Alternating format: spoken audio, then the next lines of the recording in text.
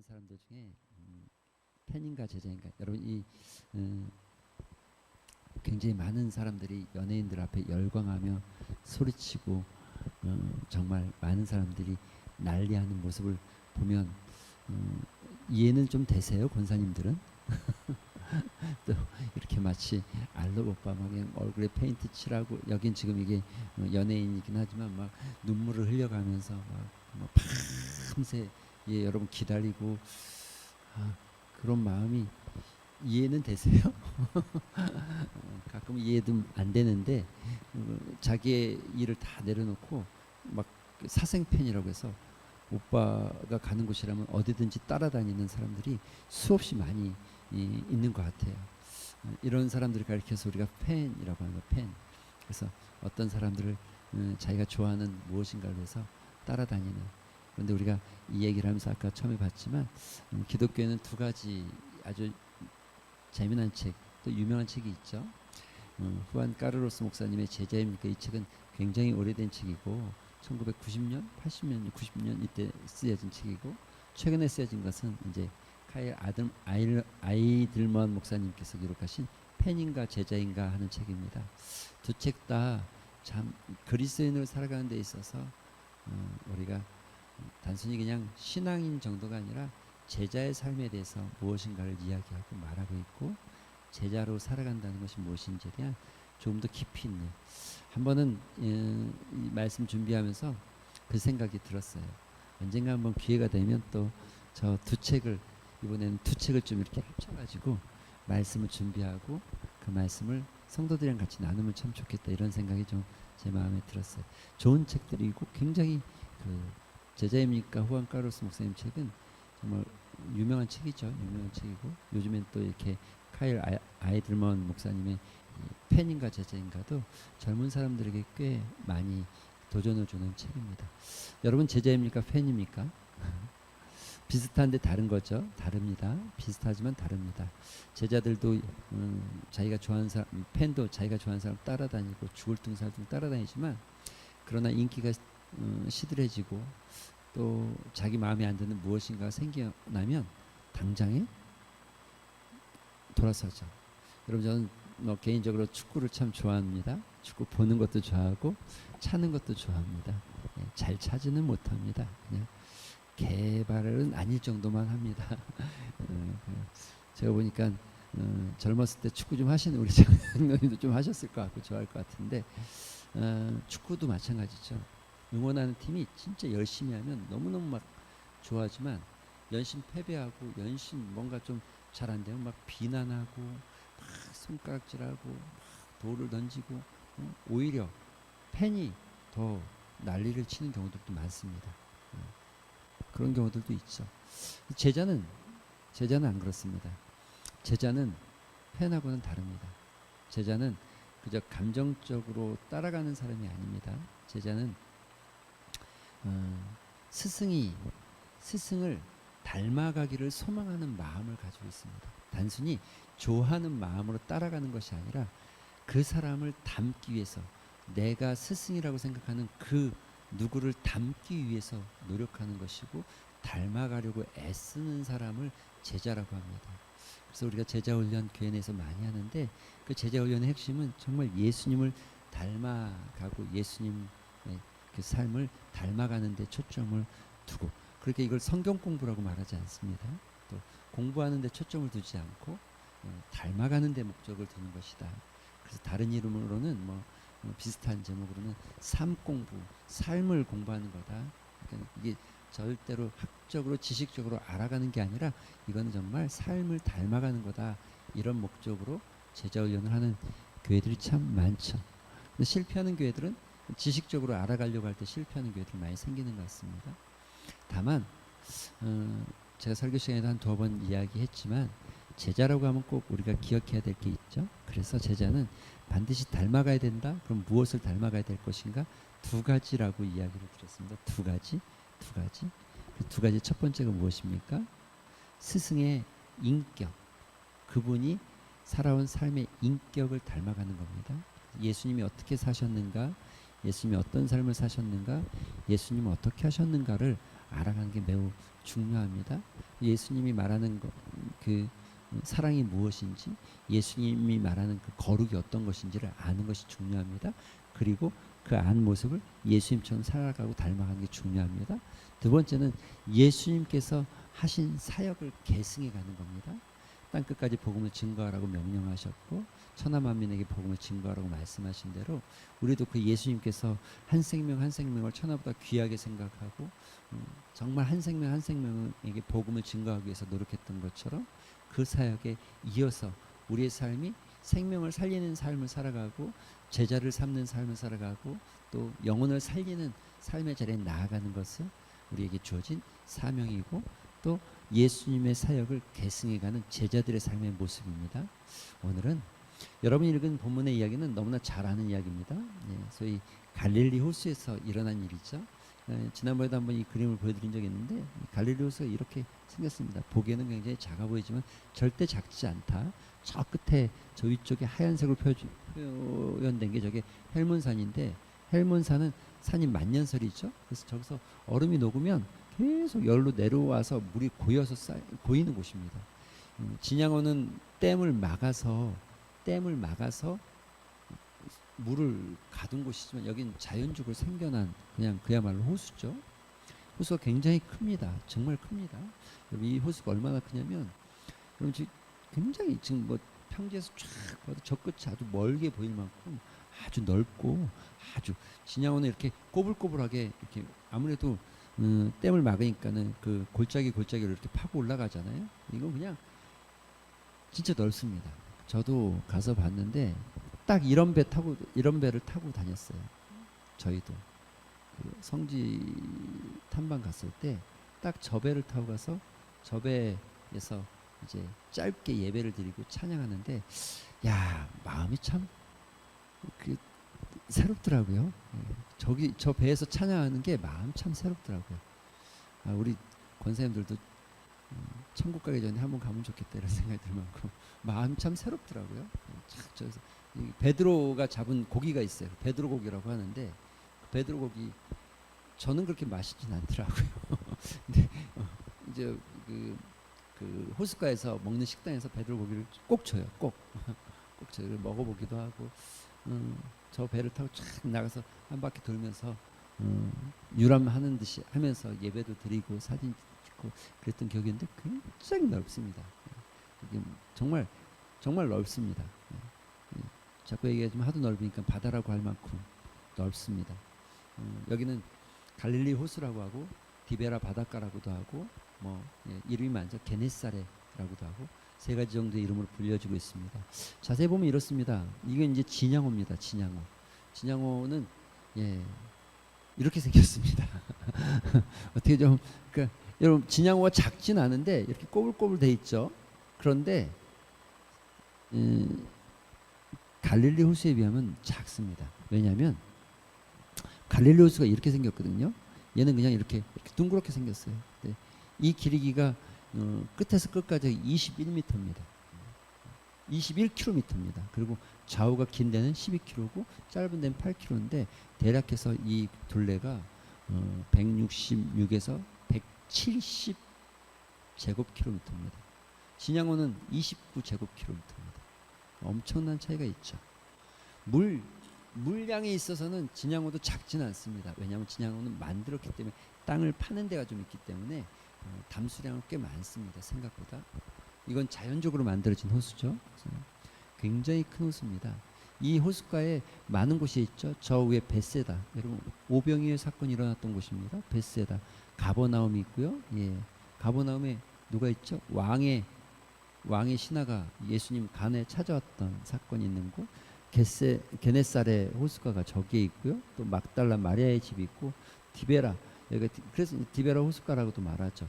이 건너편이 거라사 광인이 있었던 지역이기도 합니다. 이렇게 쭉 내려가서 밑에 요단강이 흘러가고 요단강 끝에 사해가 있습니다. 사해는 몸이 둥둥 뜹니다. 그냥 아무것도 안 해도 됩니다. 다만 얼굴과 이 피부에 담은 이 피부는 괜찮아요. 눈 같은데 물이 들어가면 정말 난리 납니다. 너무 따가워요. 피부가 이렇게 상처 났다 이런데 담으면 안 돼. 큰일 납니다. 나중에. 예전에는 죽은 바다라고 그랬는데 사이가 요즘에는 미네랄 성분이 엄청 많아서 요즘 사이가 개발되고 있대요. 거기는 이 자원들이 비누도 만들고 화장품도 만들고 머드팩도 만들고 굉장히 많은 것들을 만들어내고 있다는 이야기를 듣습니다. 이렇게 큰 도시의 이야기입니다. 이런 바다에서 고기를 잡는다. 평생을 여기서 고기 잡고 사는 거죠. 평생을 살 수 있는 거죠. 고기가 뭐 그냥 작겠습니까? 엄청 많은 고기가 저 안에 있겠죠. 그런데 여러분, 오늘 여러분이 읽은 본문의 이야기는 사실 우리가 착각하기 쉬운 것 중에 하나가, 오늘 아침의 말씀도 착각까지는 아니겠죠. 그 말씀에도 핵심이 있으니까. 다만 선한 사마리아인의 이야기는 사랑을 실천해야 됩니다라는 것보다 더 중요한 건 믿음은 행해야 된다. 행함이 없으면 안 된다는 걸 이야기하는 것처럼, 오늘 여러분이 읽은 누가복음 5장의 이야기는 우리가 듣는 대로 말씀을 따라 그물을 내리면 복을 받는다. 많은 고기를 건진다. 그래서 말씀을 따라가면 복 받습니다. 이 이야기가 그 메시지 안에 전혀 없는 것은 아니지만 핵심은 아닙니다. 핵심이 아닙니다. 오늘 이야기 핵심은 뭐냐면 예수님께서 자기의 사역으로 사람들을 초대하는 하나의 과정입니다. 자기의 사역으로 사람들을 부르는 거죠. 다른 말로 하면 제자들을 부르는 거죠. 그런데 이 부르는 과정에서 제자가 되어지어야 될 사람들이 가져야 될 몇 가지의 현상들이 나타나고 있죠. 그 첫 번째가 뭐냐면, 제자가 된다고 하는 것은, 여러분, 제자가 된다는 가장 기본적인 것은, 예수님께서 우리를 제자로 부르신다는 것은 다른 얘기로 하면 순종으로 부르시는 겁니다. 그리고 제자가 된다는 것은 예수님의 말씀에 순종으로 응답하겠다라는 약속이 숨어져 있는 겁니다. 여러분, 오늘 본문에 보시면 이렇게 말하죠. 무리가 몰려와서 예수님의 말씀을 들을새 예수는 게네사렛 호숫가에 서 있었다. 많은 사람들이 예수님 앞에 몰려왔습니다. 굉장히 많은 사람입니다. 그런데 그 중에서 사람을 뽑았어요. 예, 보세요. 호숫가에 배 두 척이 있는 것을 보시니 어부들은 배에서 나와서 그물을 싣고, 지금 그물을 싣고 있습니다. 예, 그물을 싣고 그물을 정리. 왜 그물을 정리하냐면, 오늘은 꽝 쳤지만 내일은 잡아야 되잖아요. 또 내일 나가려면 지금 정리해 놓지 않으면 안 되는 거죠. 그래서 그물을 싣고 정리하고 있습니다. 그런데 예수께서 한 배에 오르시니 그 배는 누구라고요? 시몬 베드로의 배였다는 거죠. 시몬 베드로의 배에 올랐다는 거죠. 우연히 있는 배에 올라간 것이 아니라 예수님은 지금 시몬 베드로의 배에 올라가신 겁니다. 그리고 그곳에서 말씀을 계속해서 선포하시기 시작합니다. 많은 사람들에게 선포합니다. 다만 베드로는 말씀이 들려지긴 했으나 그물 싣는 일에도 정신이 팔려 있는 것 같아요. 예수님은 지금 누군가를 부르시기 위해서 오셨다는 거죠. 말씀을 선포하는 것도 매우 중요한 일이지만, 수많은 팬들이 그 예수님 앞에 있지만 제자를 삼아야 될, 제자로 불러야 될, 제자로 삼아야 될 사람이 있었다는 거죠. 그래서 예수님께서 무리에게 말씀을 선포하시다가 이제 말씀을 마치시고 이렇게 말씀하십니다. 시몬아, 깊은 데로 가서 그물을 내리자. 그물을 내리자. 거기서 고기를 잡자. 여러분, 이 말은 굉장히 이미 우리가 많이 듣고 익숙하게 알고 있는 대로 참 어불성설입니다. 몰라도 너무 모르는 이야기를 하고 있는 겁니다. 왜냐하면 밤이 맞도록 고기를 잡지 못했다라고 베드로가 고백합니다. 베드로는 이곳에서 그냥 한 해 뒤에 고기 잡는 초보 어부가 아닙니다. 예, 여기에 베테랑입니다. 자기의 견해와 생각과 자기의 어떤 사상들이 충분히 있었고, 이 바닷가에서는 두째가라고 하면 서러울 만큼 굉장히 탁월하게 물질을 하는 사람 중에 하나였습니다. 그런데 그날따라 고기를 잡기 위해서 노력을 했지만 잡히지 않았습니다. 예, 이런 날들이 있습니다. 노력해도 안 잡힐 때가 있습니다. 예, 인생에 노력한 대로 다 되어지는 것은 아닙니다. 그물을 내렸다고 해서 날마다 그물 안에 고기가 가득 채워지면 좋겠지만 그렇지 않을 때가 많습니다. 인생은 우리가 노력한 만큼으로 살아가는 것이 아니라 노력 플러스 하나님의 은혜. 에디슨은, 천재는 99%의 노력과 1%의 영감이 필요하다라고 말한 것처럼 신앙인에게는 99%가 아니라 우리가 노력을 하지 말자, 하나님의 은혜로 살아가자 그러면 이거는 광신, 광신, 광신, 사생팬 같은 결과가 되는 겁니다. 그런데 거꾸로 또 하나님의 은혜가 없이 노력으로만 되어진다라고 말하면 이건 굉장히 자유주의, 리버럴한 신학이 되어지는 거죠. 하나님의 은혜가 있습니다. 우리에게는 하나님의 은혜가 있고 하나님의 은혜가 있으나 우리의 삶에는 노력하는 부분도 있죠. 노력해도 안 되는 일들이 있죠. 밤이 맞도록 노력했지만 아무것도 잡지 못한 베드로. 그러나 그런다고 해서 누구도 베드로를 탓하지 않습니다. 왜냐하면 베드로는 전문가거든요. 야, 너 오늘 왜 바보같이 한 마리도 못 잡았나 이렇게 말할 수 있는 사람이 없습니다. 왜냐하면 베드로는 전문가거든요. 그날 베드로만 못 잡은 것이 아니라 많은 사람들이 고기를 못 잡았을 확률이 매우 높습니다. 오랜 시간 물질을 해서 밤이 맞도록 했다는 거죠. 그런데 하나도 잡지 못했다는 겁니다. 그리고 이제 부둣가로 나왔습니다. 그물을 다 걷어얹어서 그물을 싣고 내일을 위해서 준비하고 있습니다. 말씀이 들려지지만 내일을 위해서 베드로는 준비하는 일이 분주했습니다. 그런데 다시 주님께서 걷어들인 그물을 다시 배에 실어라. 그리고 가장자리가 아니라 깊은 데로 좀 가자. 거기다 그물 좀 내리자. 거기서 고기를 잡자. 여러분 이게 예수님께서 부르실 때 늘 성경을 이제 우리가 잘 들여다볼 필요가 있습니다. 하나님이 부르시는 방법들 속에 어떤 일들이 있는가. 사실 우린 너무나 잘 알고 있습니다. 뭘요?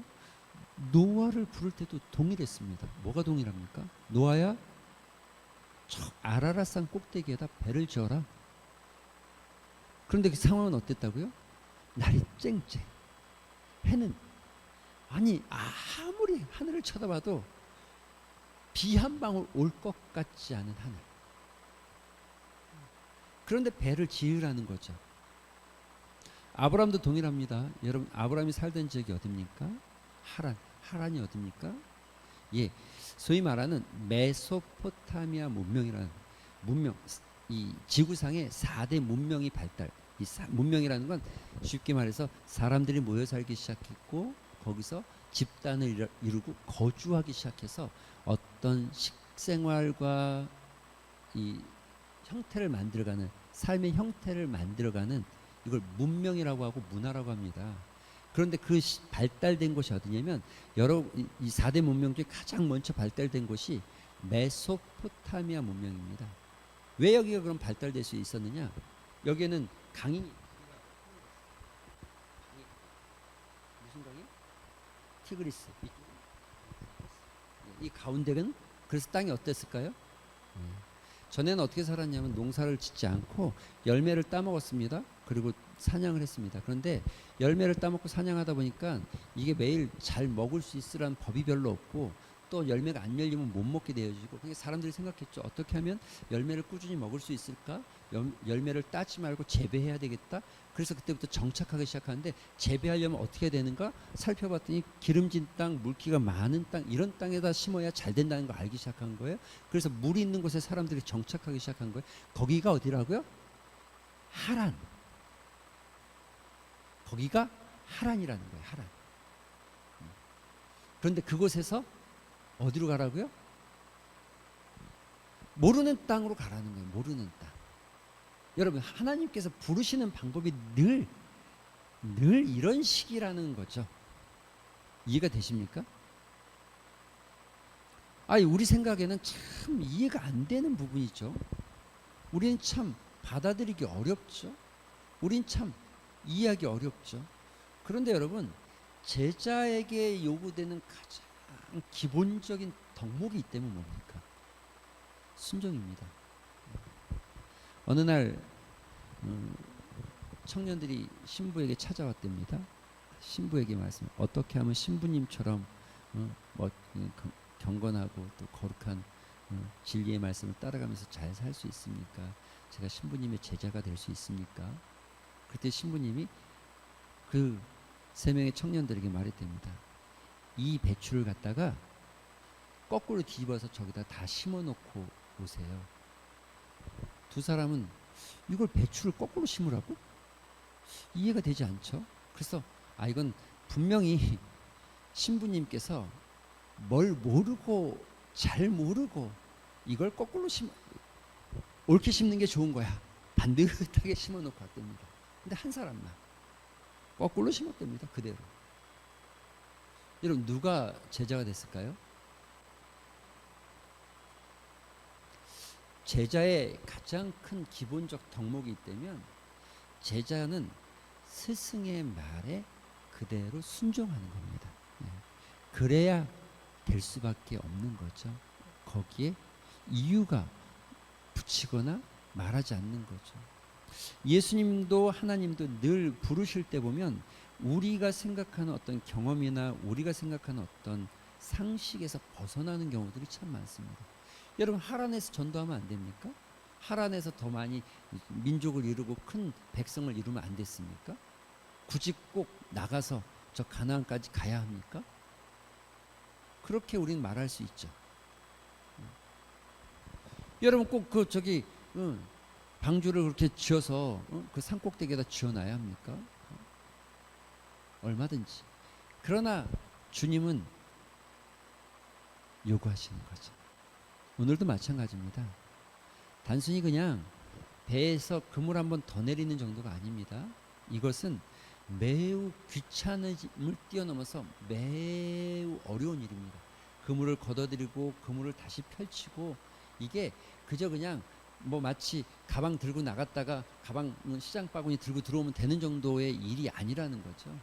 다 씻어서 정리해 놓은 그물을 다시 싣고 내려가서 기약도 없이 뿌렸다가 다시 걷어들인다는 건 여러분 내가 밤새 했는데 한 마리도 못 잡았는데 지금 내가 간다고 내가 이 그물을 다시 정리해서 다시 나가서 던지면 과연 한 마리라도 잡을 수 있을까?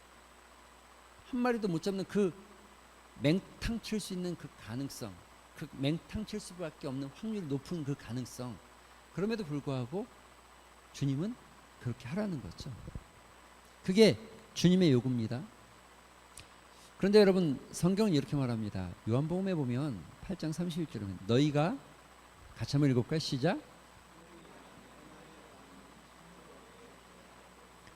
여기서 거한다는 건 무슨 의미를 가지고 있는 겁니까? 거한다는 게 무슨 뜻입니까? 거한다는 게 여러분 이건 어렵게 해석하거나 뭔가 여기에 뭐 자꾸 신비한 해석을 넣을 수 있는 여지가 전혀 없습니다. 그냥 아주 간단한 겁니다. 순종. 너희가 내 말을 순종하면 너는 참 내 제자가 되는 거야. 너가 내 말을 순종하면. 그런데 여러분 저는 이 말씀 묵상할 때마다 참 어렵게 와닿는 게 여러분이 아니라 저도 마찬가지죠. 제가 더 그럴 수도 있을 것 같습니다. 왜냐하면 참 순종한다는 게 잘 안 돼요. 여러분은 잘 되시지만 저는 잘 안 되는 것 같아요. 왜냐하면 여전히 남겨진 뭐가 있냐면 나라는 존재. 여러분 내가 있다는 건 그냥 이제 물질적인 나만이 있는 게 아니라 내가 가지고 있는 생각과 내가 가지고 있는 어떤 판단 능력과 내가 가지고 있는 경험과 내가 가지고 있는 어떤 가치관의 기준들을 여전히 가지고 있다는 겁니다. 그래서 잘 안 돼요. 저는 노아처럼 절대 아라랏산에다가 방주 못 지을 것 같아요. 그러니까 하나님께서 안 불렀겠죠. 저는 만약에 아브라함처럼 그렇게 가라고 그러면 절대 못 갈 것 같은 마음이 들어요. 오늘도 마찬가지죠. 이렇게 말할 것 같아요. 주님, 주님이 참 신령한 분이고 대단한 분인 건 알겠는데 이 바다는 제가 더 잘 알 것 같습니다. 주님 말씀은 고맙지만 오늘 제가 한 마리도 못 잡았다고 해서 굶어 죽는 것 아닙니다. 괜찮습니다. 주님, 내일 제가 다시 시도해 보겠습니다. 주님 말씀하신 대로 내일은 제가 한번 깊은 데다 던져 보겠습니다. 지금은 그물을 다시 쳤고 정리했습니다. 얼마든지 저는 그렇게 얘기할 것 같습니다. 그러나 성경은 너희가 내 말에 거하면 참 내 제자가 된다. 내 말, 제자가 된다는 것은 순종 의로의 부르심에 응답하기 시작하는 겁니다.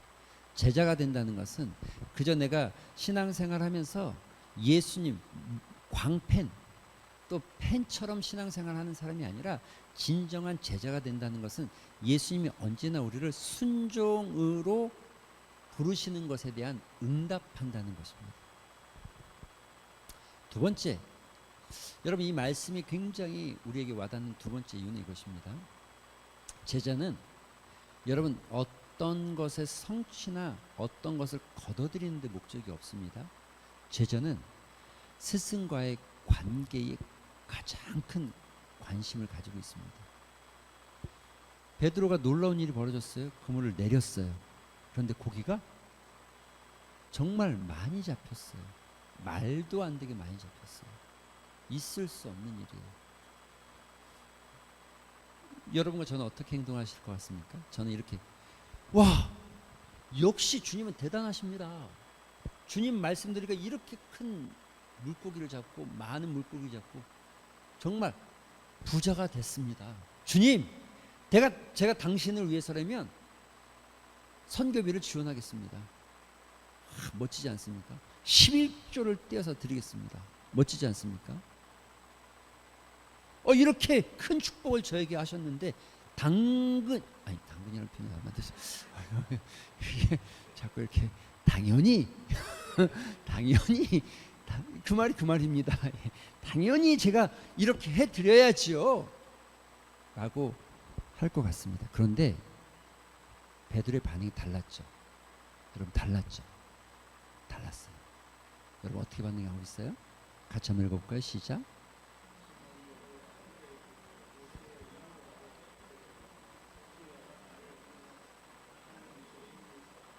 아멘. 여러분 어떻게 이 고백이 갑자기 튀어나왔을까? 성경에 없습니다. 나와 있지 않습니다. 다만 묵상하면서 제가 이 상황 속의 개연성을 갖고 설명한다면 그물 긋다가 갑자기 이렇게 말씀을, 야 베드로야 깊은 데 가라.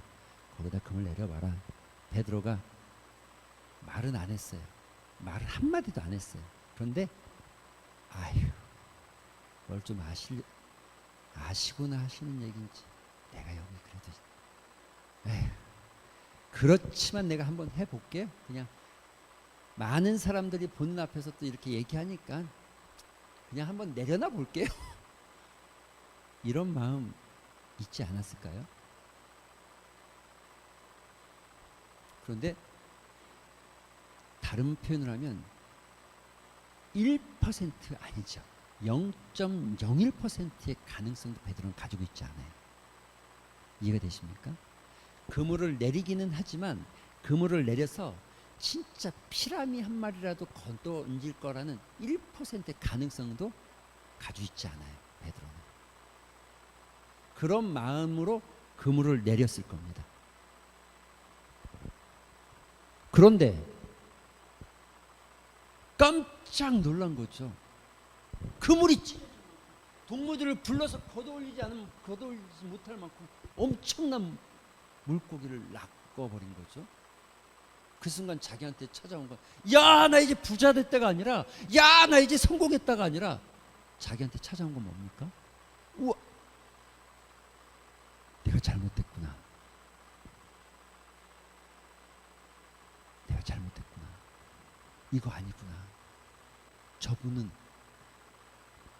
두려움이 정말 폭풍처럼 엄습한 거죠.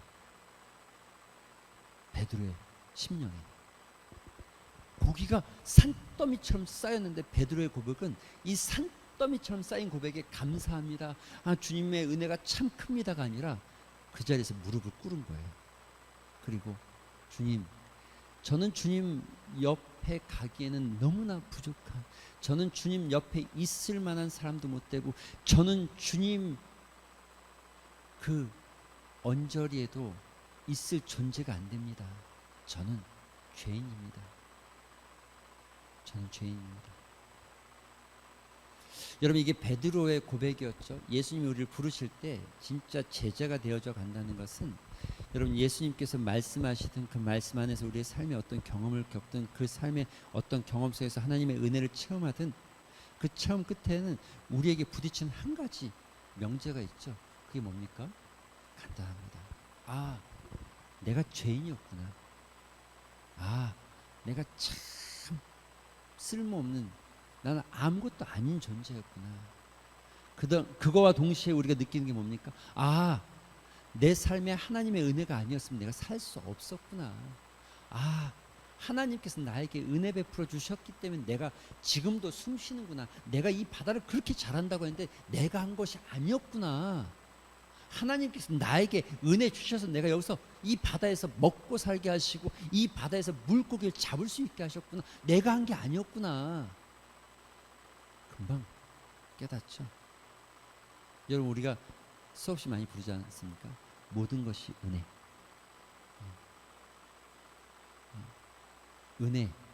은혜로다. 이 고백은요, 이 고백과 함께 등장하는 겁니다. 나는 죄인으로서이다. 내가 이런 죄인인데 내가 숨 쉬는 거, 내가 먹을 수 있는 거, 내가 헐벗지 않고 입고 있을 수 있는 거, 심지어 나 같은 사람이 하나님의 전에 와서 예배를 드리고 하나님께 찬양을 드릴 수 있는 거, 하나님, 이거 하나님의 은혜 아니고서는 불가능한 일입니다. 이 고백이 담겨지죠. 제자는 내 앞에 들고 내가 어떤 것을 얻게 되어지고 내가 어떤 것을 이루게 되어지는 것에 목적을 두지 않습니다. 제자는 내가 하나님 앞에 나아가기 위해서 내가 죄인임을 깨닫기 시작하고 내가 죄인이기 때문에 하나님의 은혜가 아니고서는 하나님 앞에 나아갈 수 없다. 다른 말로 하면 하나님께서 나를 받아주시지 아니하시면 하나님과의 관계가 회복되지 않는다는 걸 아는 거죠. 여러분, 시몬 베드로가 이를 보고 뭘요? 많이 잡혀진 물고기를 보고 예수의 무릎 앞에 엎드려서 주여, 나를 떠나소서, 나를 떠나소서. 당신 곁에 내가 있을 만한 존재가 못 됩니다. 나는 더러운 존재이고 나는 죄인인데 당신 같은 거룩한 분 옆에 내가 어떻게 있을 수 있습니까? 나를 떠나소서, 나는 죄인입니다. 여러분, 이 본문의 이야기는 단순히 그냥 말씀을 내려서 물고기를 많이 잡았고 성공했대더라 이런 이야기가 아닙니다. 이 이야기의 핵심은 여기에서 나타나는 거죠. 예수님이 부르실 때, 예수님이 제자들을 선택하시고 우리 부르실 때, 그리고 마지막 세 번째는 이것입니다. 세 번째, 시몬 베드로가 대답해야 돼. 선생님, 우리들이 밤이 맞도록 수고하였을 때. 여러분, 여기 이 죄인이라는 고백도 참 재밌죠. 왜 그렇습니까? 이게 5절의 이야기입니다. 예, 마지막 가기 전에 5절의 이야기입니다. 근데 시몬이 대답해서 예수님을 뭐라 불렀다고요? 선생님. 그런데 이 놀라운 사건이 일어난 다음에 이 예수님, 선생님을 뭐라고 부릅니까? 주여. 명칭이 달라지죠. 호칭이 달라지고.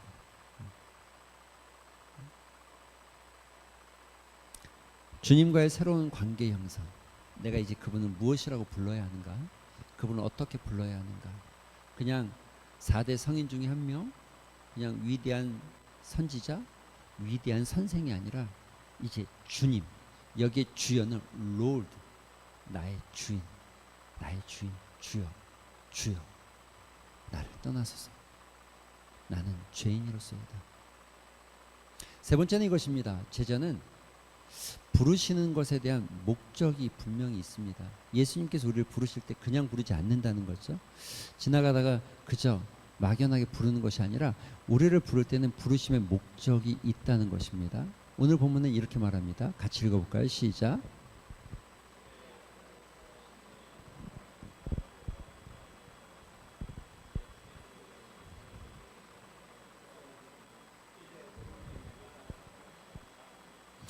예수님이 우리를 부르신 데는 이미 우리가 앞에서 후안 까르로스 목사님의 책이나 이런 것들을 통해서 우리가 예수님의 제자가 된다는 것은 그렇습니다. 예수님의 사역을 계승해 가는 것이다. 예수님이 우리를 부르신 이유가 있습니다. 막연하게 그냥 나를 따라다녀라 이게 아니라 내가 하고 있는 이 거룩한 사역에 너가 이어서 하기를 바라시는 마음이 있죠. 그게 뭐라고요? 사람을 세우고 사람을 취한다. 사람을 낚는 업으로 부르셨다. 여러분, 우리는 다 신앙생활 안에서 잊어버리지 말아야 될 아주 중요한 명제가 있다면 우리는 예, 하나님께서 우리에게 복 주시고 은혜 주시고 수많은 것들을 우리에게 공급해 주시는 이유와 목적이 있다는 거죠. 단순히 여러분 이 땅 가운데서 그냥 부자로 살거나 여러분의 인생에 성공하라고 이런 신앙, 그래서 이게 왜 문제가 됩니까? 동양, 특별히 우리나라의 이 샤머니즘, 무속 신앙의 근거가 대부분 다 그와 같은 발단을 가지고 있습니다.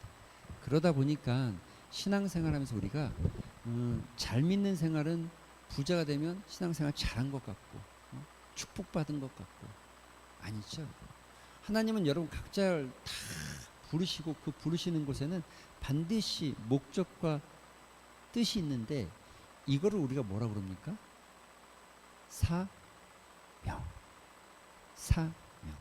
사명을 발견하지 못하거나 사명이 없는 그리스도인이 된다는 것은 목적 없는, 그러니까 갈 바를 알지 못하고 떠 있는 부표와 같은 인생인 거죠.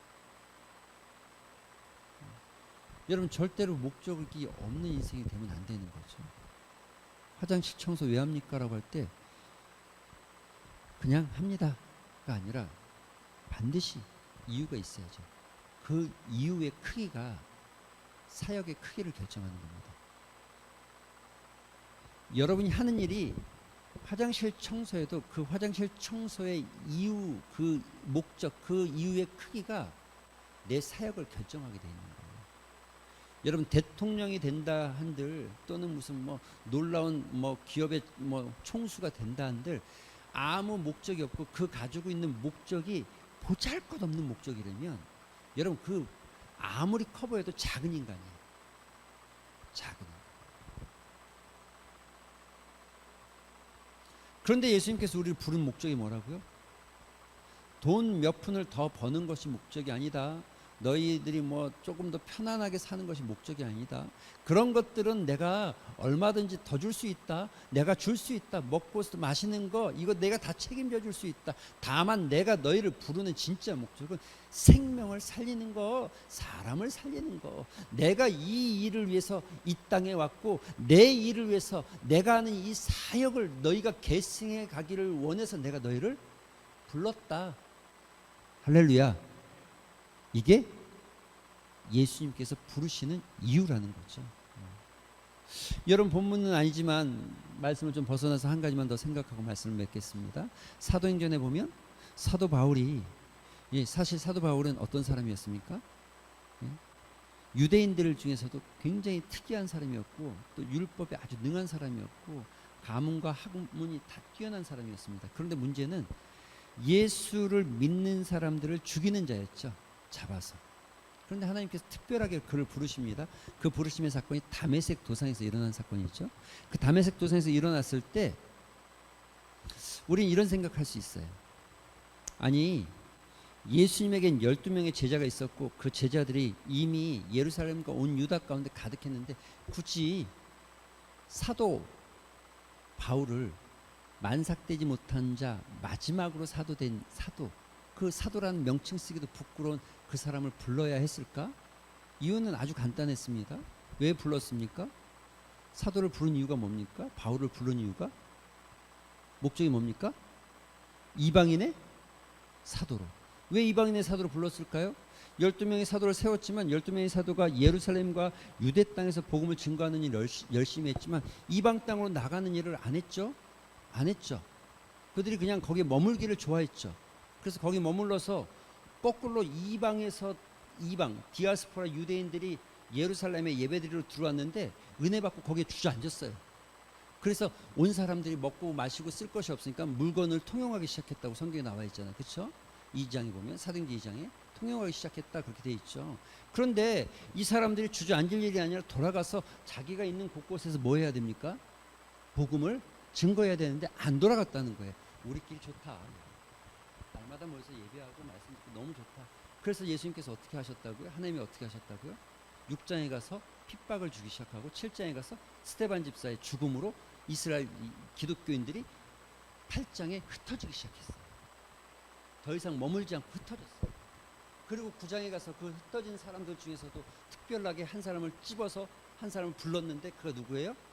사도 바울. 왜 불렀다고요? 내가 너를 이방인의 사도로 불렀다는 거예요. 할렐루야. 목적이 있는 거예요. 목적이. 사랑하는 성도 여러분, 주님 안에서 여러분의 삶의 목적이 발견되길 소망합니다. 그리고 우리의 목적이 분명하게 무엇을 하든 어떤 것을 하든 목적이 분명한 인생으로 살아가시게 되길 소망합니다.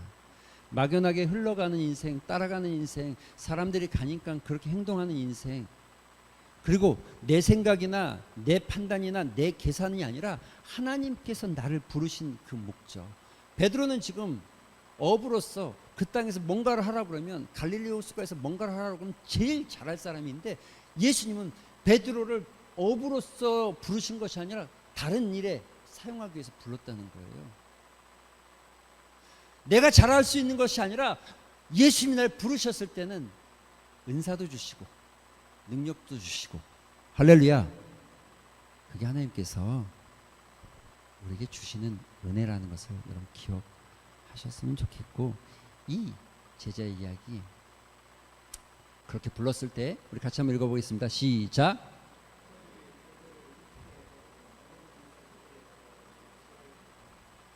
아멘.